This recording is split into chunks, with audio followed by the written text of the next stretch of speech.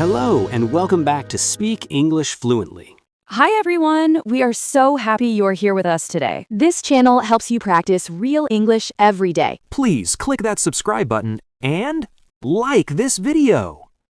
I seriously cannot believe I made that stupid mistake. You look so stressed out. What actually happened today? I sent the wrong attachment to a client again. Oh, come on. That happens to everyone, you know? Yeah, but I feel like such a total idiot. You are being way too harsh on yourself, Adam. Maybe, but why is it so hard to stop? That inner voice inside my head is really loud. It is usually loudest when we make small mistakes. Exactly. It tells me I am just not enough. Why do we always listen to that negative voice? I guess it feels like it must be true. But is it actually true or just a habit? It is probably just a bad habit, really. We treat strangers better than we treat ourselves. That is so true. I am polite to everyone. Yet you're so incredibly cruel to yourself. Yeah, I would never say this to a friend. Imagine saying you're an idiot to a friend. I would lose all my friends if I did. Exactly. So why is it okay to say it? I guess I feel like I deserve the criticism. Nobody deserves to be bullied, not even by themselves. Wow, I never thought about it like bullying before. It really is. You are bullying yourself all day. That sounds terrible when you put it like that. We need to change how you talk to you. Is it even possible to silence that critical voice? Not silence it, but maybe we can change it. Change it to what? A nicer voice or something? Yes, a voice that supports rather than attacks you. That sounds nice, but it feels very hard. It takes practice, just like learning a new skill. I've been doing this for a long time. Old habits are tough, but they're not permanent. So where does this critical voice actually come from? Often from our past, or maybe pressure from society. True. I always feel pressure to be totally perfect. Perfection is just a trap that makes us unhappy. But do we not need pressure to achieve things? Positive motivation works much better than constant self-criticism. I always thought being hard on myself helped me. It might help temporarily, but it burns you out. Yeah, I do feel tired of fighting myself constantly. That fatigue is a sign you need some peace. Peace sounds really good right now, to be honest. You can have it, but you must start noticing. Noticing what? When the voice starts talking to me? Exactly. Catch yourself in the act of being mean. Okay, so I notice it. Then what happens? You pause and ask, is this helpful or hurtful? Most of the time, it's definitely just hurtful. Then you have power to choose another thought. It sounds simple, but I know it's deep. Simple steps are often the hardest ones to take. I really want to stop being my own enemy. That's the first step to becoming your friend. Becoming my own friend. That's a strange concept. It's the most important friendship you'll have. I guess I've been a pretty terrible friend. Forgive yourself for that. Start fresh from this moment. Okay, I will try to catch that negative voice. And when you do, just be gentle with yourself. Being gentle. I'm not used to that, really. We'll practice it together, step by step, okay? Thanks. I really needed to hear this today, actually. We all need a reminder to be kind sometimes. I suppose the inner critic is not always right. It's almost always wrong about who you are. I'm starting to see things a bit differently. That shift in perspective is exactly what we need. But isn't focusing on myself a little bit selfish? That is a very common misunderstanding about self-love. I was taught to always put others first. Helping others is great, but not at your expense. If I love myself, won't I become arrogant? Arrogance is thinking you are better than everyone. And self-love is just knowing you are enough? Exactly. It is about respect, not feeling superior. It still feels weird to prioritize my own needs. Think about it like a cup of water. A cup of water. What do you mean? You cannot pour from an empty cup, Adam. Oh, I see. I need to fill myself first? Yes, when you are full, you give more. So self-care actually helps me help other people? It is actually the most generous thing to do. That completely changes how I view the whole thing. Selfishness takes from others, while self-love restores you. I always worry people will judge me for it. People who judge usually have their own insecurity issues. Yeah, maybe they're just projecting their own stuff. Real friends will actually support your healthy boundaries. I guess I'm afraid of being a narcissist. A narcissist never worries about being a narcissist. That's actually a really good point. Your worry proves you care about other people. So I can relax about the whole ego thing? Please do. Just focus on being kind internally. It feels like breaking a very old rule. Some rules are meant to be broken for growth. I grew up thinking sacrifice was the only way. Constant sacrifice leads to resentment, not real love. Wow, that explains why I get so resentful. You give until you have nothing left to give. And then I get angry at everyone around me. Because you're neglecting your own basic needs. It creates a really bad cycle, doesn't it? Breaking it starts with valid self-care, without guilt. Without guilt. That's the hardest part for me. Guilt tries to keep you small and unhappy. I need to ignore that guilty feeling. Acknowledge the feeling, then choose to act anyway. So I can feel guilty but still choose me. Yes, do it afraid, do it with guilt. That is very liberating to hear right now. You matter just as much as anyone else. I need to remind myself of that daily. Put yourself on your own priority list today. Not at the bottom of the list, though, right? Right at the top, where you truly belong. It will take time to get used to this. Be patient. You are unlearning years of programming. I suppose I can start with small steps. Small steps are sustainable and lead to change. I will try not to feel selfish anymore. Call it self-preservation instead of being selfish. I like that. Self-preservation sounds much more positive. It protects your energy for the things that matter. My energy has definitely been low lately, for sure. That's your body asking for some attention. I'm going to listen to it more often. Your future self will thank you for that. This selfish myth is officially busted in my head. Good. Now we can move to deeper things. I still struggle with being nice to myself. Let us try a little mental experiment, okay? Oh, I am always ready for an experiment. Imagine your best friend made that same mistake. You mean the email mistake I made earlier? Yes. Would you yell at them like that? No way. I would tell them it's fine. Exactly. You would probably offer them some comfort. I would say, hey, don't worry about it. You would be kind, understanding, and very patient. Yeah, because they're my friend, obviously. So why can you not be that friend?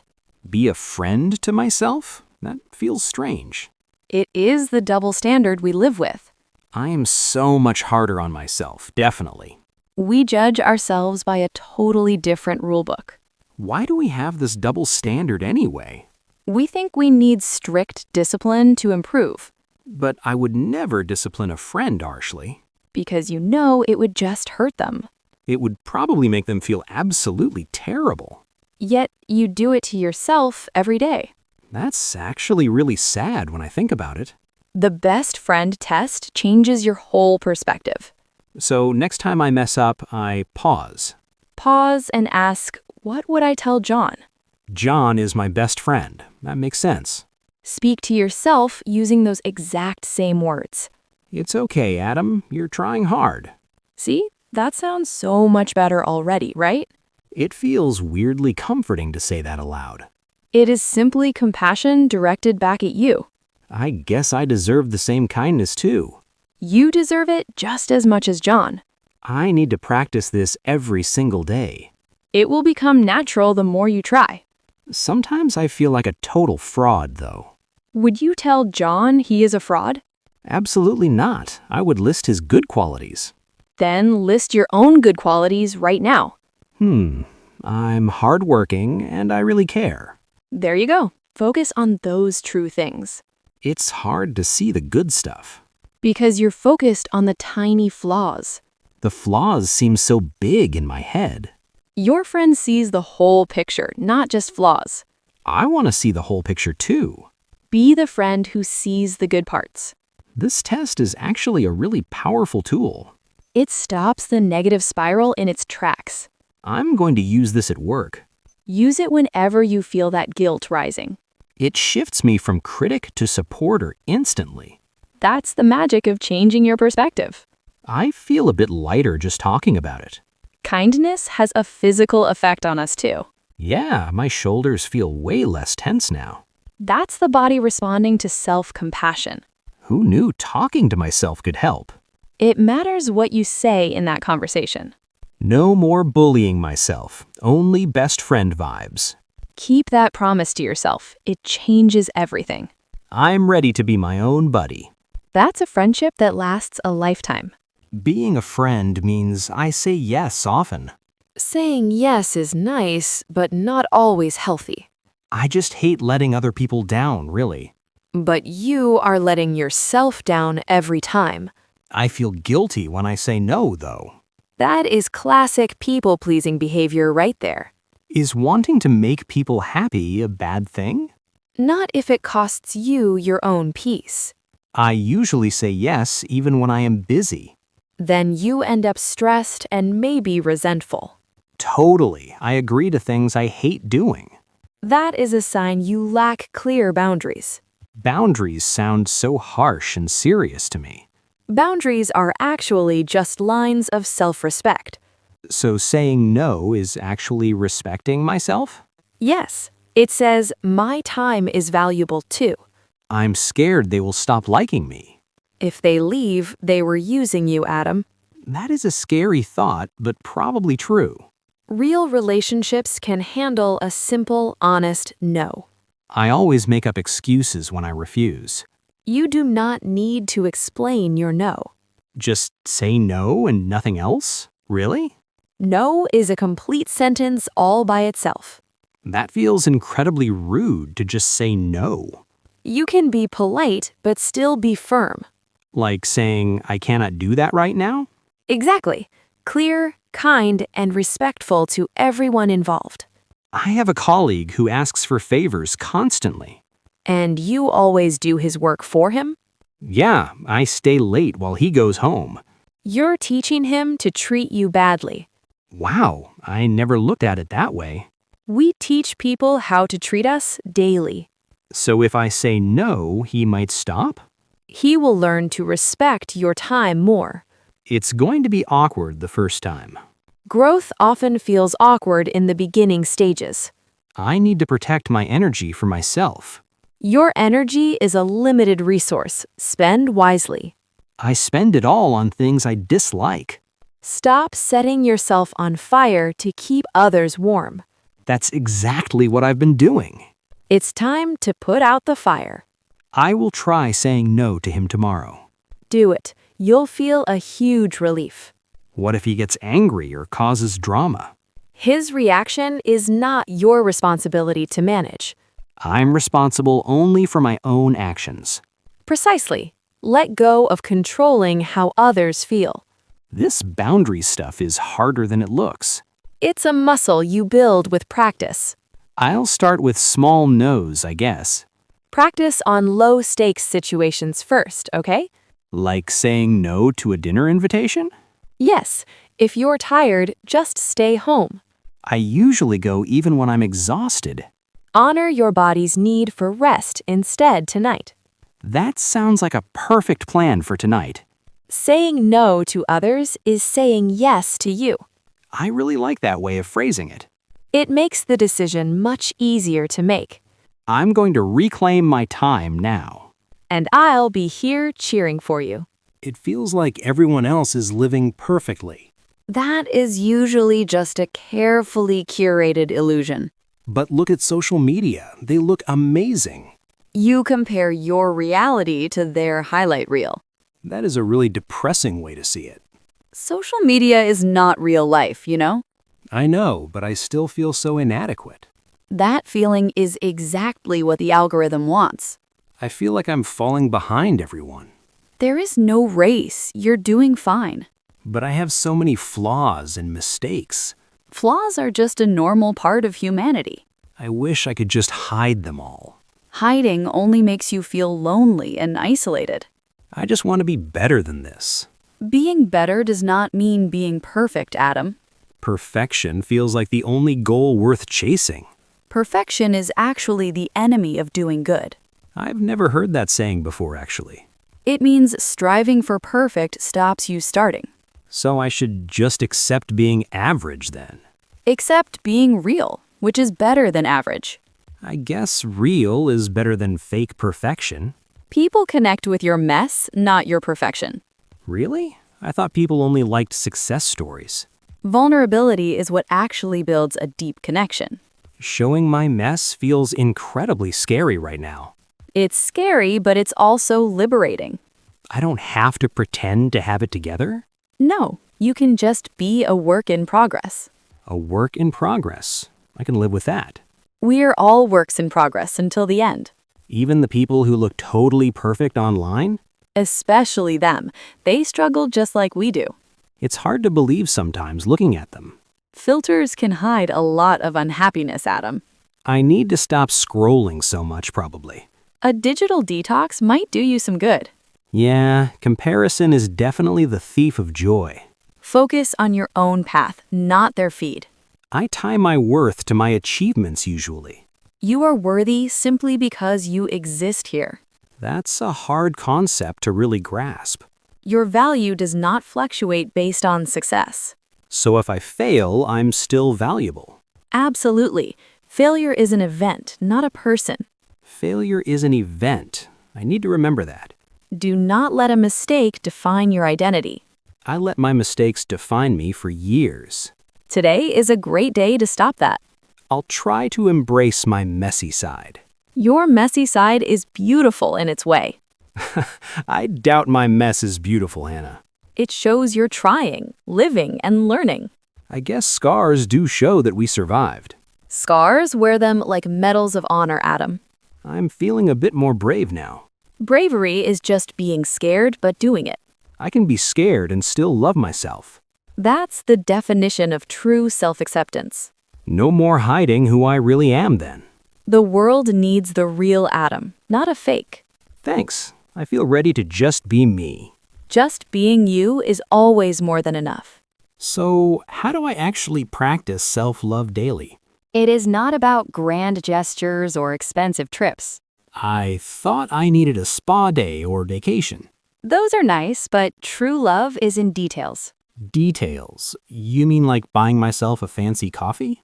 Maybe, but think even smaller and simpler than that. Smaller than coffee? Like what kind of things then? Like simply drinking a glass of water right now.